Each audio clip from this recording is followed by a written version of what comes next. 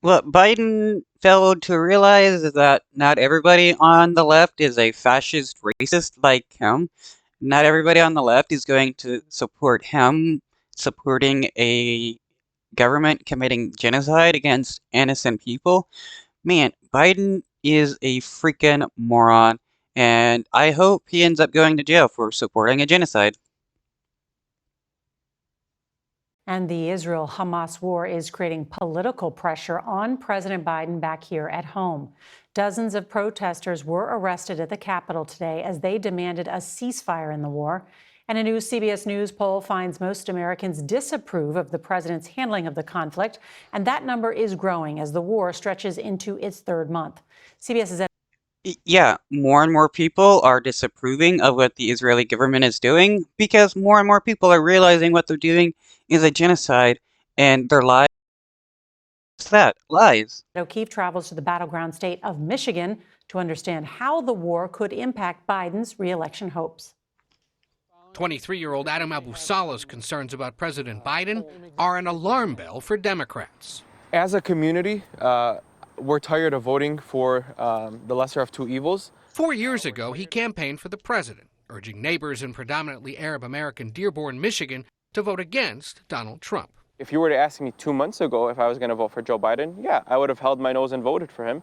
But as the administration Yeah, because Biden at that time was better than Trump. But yeah, people are getting tired of voting for the guy that is just slightly better than really shitty person that you got to vote for because both of them end up being shit. Voting for the lesser of two evils is still voting for a shitty person. continues standing by Israel's deadly attacks in Gaza, In November we remember. Abu Saleh says he and his community can no longer stand by the president. The same way that they're being silent right now in the face of injustices, we're going to be silent in November 2024. Abdullah Hammoud is Dearborn's first ever Arab American mayor, and he says many here have lost loved ones during the fighting. What's unfolding overseas, it's not a political crisis and it's not complicated. It's a humanitarian one. A Democrat, the mayor applauds the president's domestic accomplishments, but is now struggling with his support. If you face the binary, I mean, what domestic thing that Biden has really done? I mean, what he's made it harder for asylum seekers to seek asylum in the northern border. Passed a bill that he was against when Trump was in office. That was written by Stephen Miller or whatever his first name is. Last dude named Miller, who's a freaking Nazi. And then he went to the northern border and told Canada to start arresting people if they try to enter the United States through the northern border. But it's only brown people. He won't stop white people coming in. choice of reelecting the president or reelecting the former president, what do? Well, you have an issue where you have both individuals with blood on their hands. One is spewing obviously very hateful rhetoric, but we have a current president whose policies overseas have resulted in the loss of nearly 20,000 Gazans. Holding Michigan is key to a Biden victory in 2024. 146,000 Muslim Americans voted here in 2020, with nearly 70% nationally going for the president. But Abu Saleh warns the anger here could cost the president the election. So then what will the people do? Stay home? No, we're going to go vote, but we're going to keep the top of the ticket empty. You would skip voting for president in 2024, Yes. even if it meant Donald Trump might win the presidency.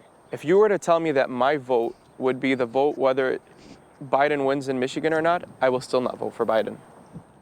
Well, from the Yeah, I feel the same. Why vote for a dude that is a fascist and supports genocide? It makes no sense. Biden just pretends